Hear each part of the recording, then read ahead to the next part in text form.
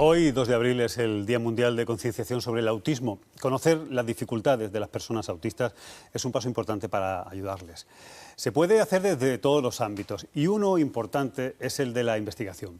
Yolanda de Diego es doctora en Biología Molecular y Celular e investigadora en el IBIMA, que es el Instituto de Investigación Biomédica de Málaga. Hola Yolanda, muy buenos días. Hola, buenos días Juan Carlos. Yolanda viene con una muy buena noticia que no vamos a desvelar de momento, pero que vamos a contar también en esta entrevista. Está Yolanda en un equipo de investigación que lleva mucho tiempo investigando en torno al autismo y con resultados, ¿no? Sí, llevamos, en mi caso, los últimos 25 años trabajando a veces aquí en Andalucía y a veces fuera, porque sabes que en investigación muchas veces tenemos que salir al extranjero para poder hacer aquellas partes de la investigación que tenemos que hacer, ¿no? Y en mi caso pues he estado aquí en Sevilla 11 años, 2 años y medio en Rotterdam y ya 20 años en Málaga. Bueno. O sea, que llevo ya una temporadita. En Málaga, además, liderando un equipo importante que está trabajando mucho sobre la investigación sobre autismo. Estoy resistiéndome para dar la buena noticia que han recibido, pero bueno, vamos a ir por parte, vamos a situarnos. ¿Cómo detecta una familia, unos padres que su hijo tiene autismo? ¿Cuáles son los síntomas que observa? Sí, el autismo en principio no tenemos casi ni que llamarle así, porque no es una patología, sino es un espectro, ¿no? Es una sintomatología que aparece en trastornos del neurodesarrollo y que se han catalogado como trastorno del espectro autista cada vez más amplio, y eso hace que también haya aumentado el número de personas con esta condición. Y la forma de detectarlo es que hay niños que durante su desarrollo, en los primeros 3 años de vida, tienen una serie de alteraciones o cambios que son distintos a la normalidad, entre ellos la relación social, el retraso en el lenguaje, los problemas de comportamiento. Son características que pueden darte la voz de alarma, ¿no? Es decir, ¿cuándo tiene que empezar a preocuparse unos padres si ve que su hijo no habla, por ejemplo, no empieza a hablar? ¿En qué momento debe empezar a preocuparse? Cuanto antes nos preocupemos, mejor para la evolución del paciente. Entonces, a veces es mejor no pasar desapercibido aquellos síntomas que pueden estar diciéndote algo no va bien, ¿no? Que puede ser un niño que con su madre tiene pues cierto desapego, que no hay una buena conexión visual, que es un niño que es muy irritable, que con los demás niños de su edad tampoco tiene una interacción muy frecuente, como si no le interesase qué es lo que está pasando en el entorno a esa edad, y niños que a veces entran en rabietas de forma súbita y sin que haya pasado a lo mejor algo que te digas tú, pues esto es lo que lo determina, ¿no? Niños que tienen problemas o dificultades para el lenguaje, y todo eso pues en conjunto te puede decir, pues voy a consultar con un profesional que me oriente si este niño necesita a lo mejor atención temprana, que es lo que el programa de atención temprana le va a ayudar a superar esas dificultades. Sabemos, Yolanda, que no está tratando directamente con los padres, con las familias, pero ¿cuál es la reacción normalmente cuando ocurre esto? Cuando unos padres se encuentran con un niño que podría desarrollar o podría tener un trastorno del espectro autista. Pues uno puede a veces intentar eludirlo, ¿no? Esto no está pasando. Otras veces se sobrepreocupa, ¿no? Y ya desde muy pequeñitos, niños con 8 o 9 meses, ya los padres están sobrepreocupados, a este niño le pasa algo, que a veces es verdad que le está pasando, pero otras veces son pequeñas dificultades que se superan con unos meses. Y a veces cuando ya el trastorno es muy evidente, pues es porque a mí, ¿qué puedo hacer yo? ¿Sabes? Esa situación de incertidumbre, cómo va a evolucionar, que ni siquiera a veces podemos responderles, ¿no? Con el conocimiento que tenemos en la actualidad. Pero de todas formas imagino que el hecho ya de encontrarse con profesionales que están investigando da cierta tranquilidad a los padres, ¿no?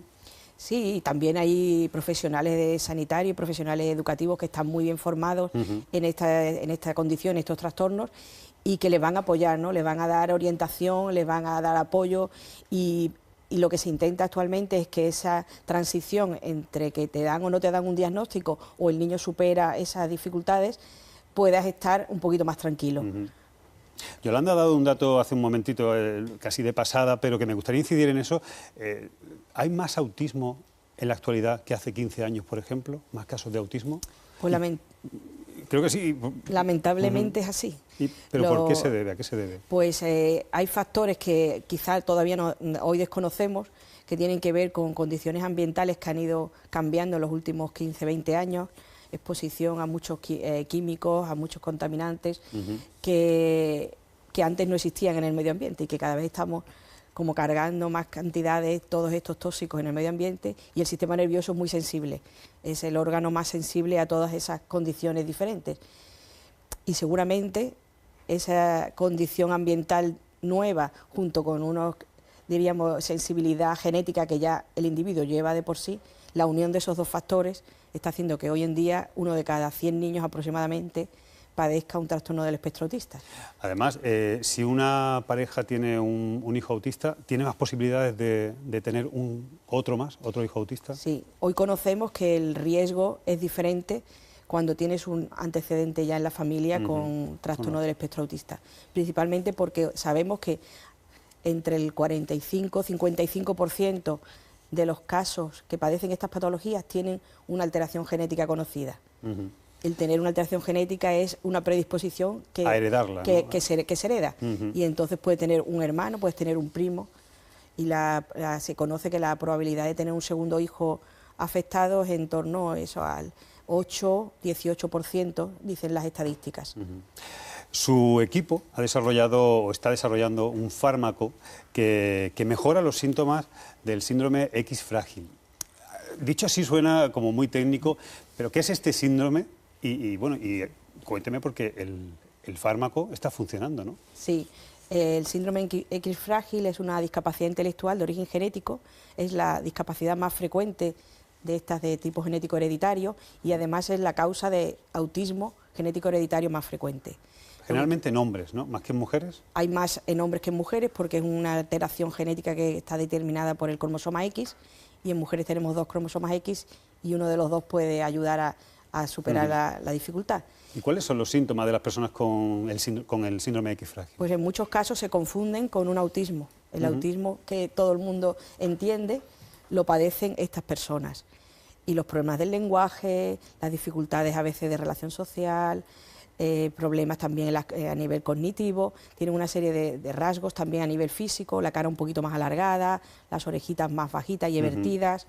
Tienen algunos rasgos que te pueden hacer sospechar también que no es el autismo clásico, sino que es el síndrome X frágil.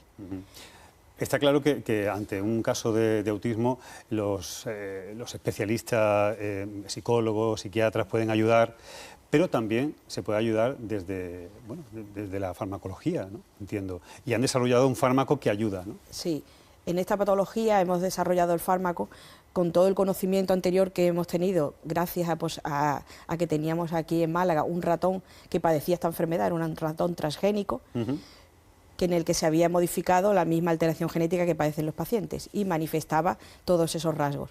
Con ese ratón hemos podido investigar qué es lo que estaba pasando en el sistema nervioso y encontrar una diana terapéutica, que es lo que necesitamos para cada uno de los trastornos del espectro autista, buscar cuál es la alteración, diríamos, molecular o cuál es la vía fisiopatológica de la enfermedad y detectar cuáles son los fármacos que pueden mejorar esa vía. Y en el síndrome X frágil es lo que hemos estado haciendo. O sea, investigan lo que le pasa al ratón, dan con lo que le ocurre, desarrollan un fármaco y funciona en el ratón. En el ratón funcionó, esos son trabajos que hicimos 2007, 2008, 2009, 2010, y en ese momento que trabajábamos solo con el ratón descubrimos toda esa diana terapéutica, hicimos los ensayos preclínicos y demostramos que era eficaz una combinación de antioxidantes para mejorar la sintomatología. Ahí se hace una patente que protege esta invención y seguimos investigando porque esos resultados justifican que se pase a un ensayo clínico, que se pruebe en humanos. Y en el 2010 nos conceden la primera ayuda para poder hacer un piloto con 30 pacientes y buscar si esa misma combinación es buena para tratar esta patología en pacientes. ¿Y los resultados? Y después hicimos el pilotaje, conseguimos demostrar que había una eficacia, en principio leve, porque eran 30 pacientes, aumentamos a 100 casos, se demostró que había una mejora del lenguaje y a nivel cognitivo en un 65% de los casos, y en el último ensayo que hemos desarrollado terminado el año pasado, hemos visto que en pacientes pediátricos entre 1 y 8 años somos capaces de mejorar hasta el 83% de los casos, lo que nos llena de satisfacción y es un motivo de alegría enorme para un equipo que es netamente andaluz, ¿no? Que todo se ha hecho desde aquí. Ajá. Se ha hecho desde aquí, se ha hecho desde Málaga, en el centro de Málaga. Y aquí es donde llega esa buena noticia que ayer Yolanda me daba. Yo creo que os llena de alegría, porque claro, el fármaco está en el laboratorio, pero necesita llegar a la farmacia para que tengan acceso los pacientes a él. ¿Ya se ha dado un primer paso para que llegue a las farmacias? Sí.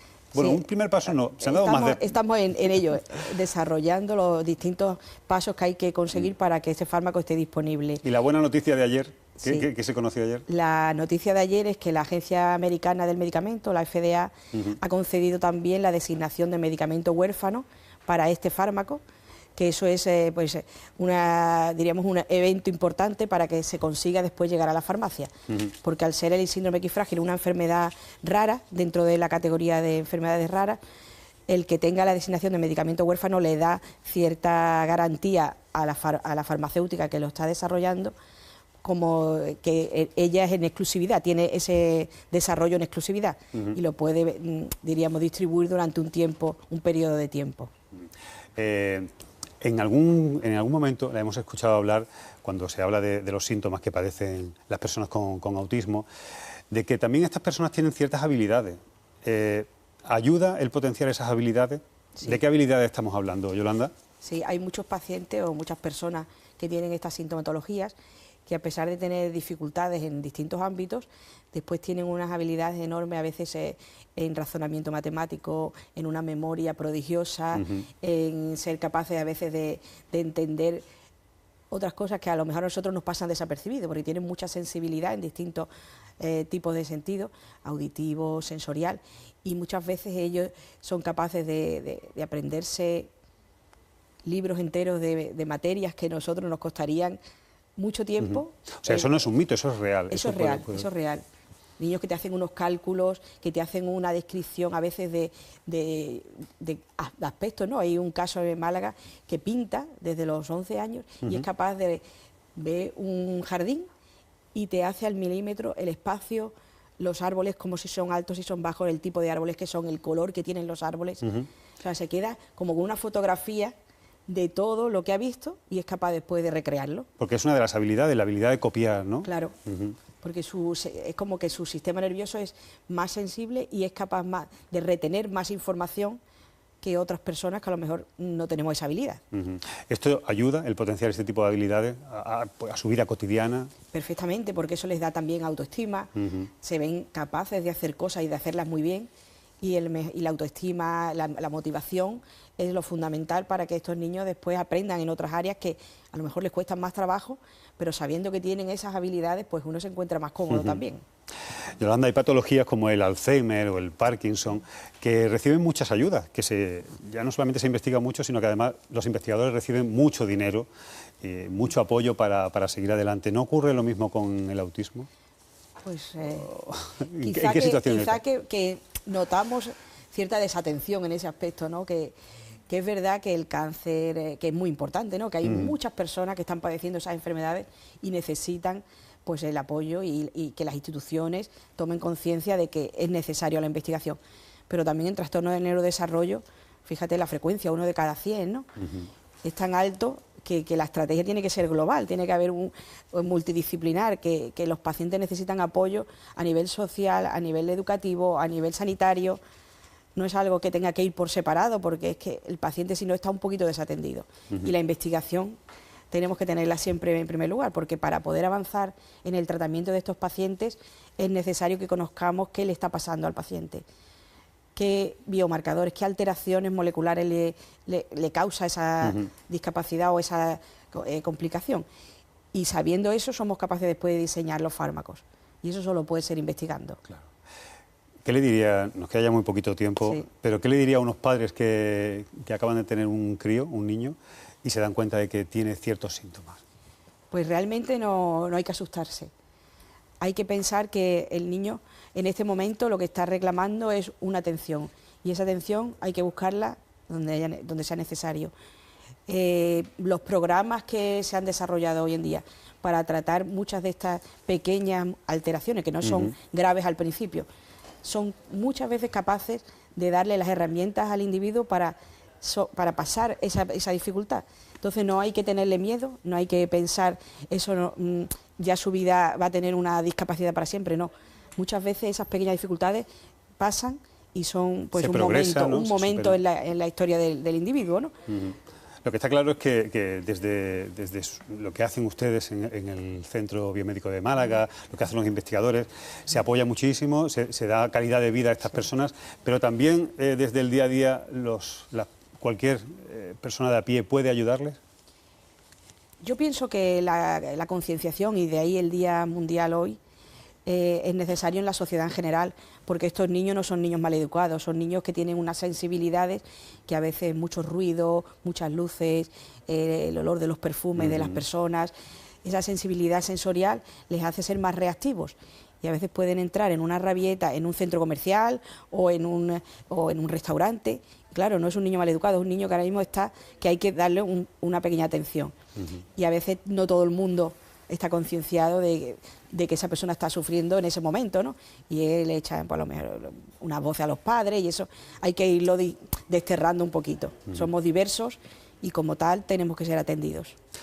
Pues Yolanda de Diego, enhorabuena por todos sus éxitos profesionales, porque eso redunda en el bien de la sociedad, y muchas gracias por estar hoy con nosotros. Muchísimas gracias a vosotros por darle estos minutos de atención al autismo y encantada de estar siempre aquí. Muchas gracias. Mucha suerte.